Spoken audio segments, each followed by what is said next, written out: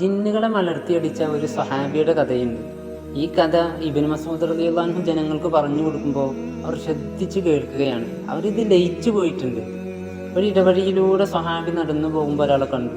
ഇവർ തമ്മിൽ ഗുസ്തിക്ക് വെല്ലുവിളിച്ചു. സഹാബിക്ക് കൂടുതൽ സമയമൊന്നും വേണ്ടി വന്നില്ല. അയാളെ നിലത്തിട്ട് പരാജയപ്പെടുത്തി.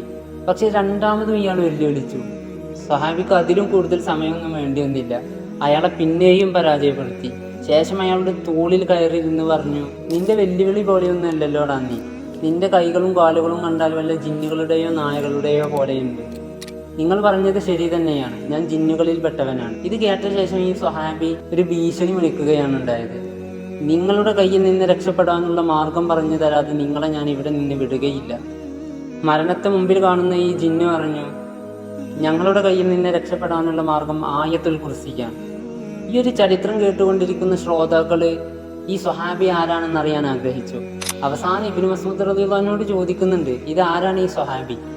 ഇത് ഉമറല്ലാതെ മറ്റാരാകാനാണ് എന്നായിരുന്നു മഹാൻ മറുപടി നൽകിയത്. അതായിരുന്നു ധീരനായ ഉമർ റളിയല്ലാഹു അൻഹു, 20 രാജ്യങ്ങളെ ഏകോപിച്ചുകൊണ്ട് ഭരിച്ച ചക്രവർത്തി. എനിക്ക് ശേഷം ഒരു നബി വരുമായിരുന്നെങ്കിൽ അത് ഉമറായിരുന്നേനെ എന്ന് അല്ലാഹുവിന്റെ റസൂൽ പറഞ്ഞതായി നമുക്ക് കാണാൻ സാധിക്കും.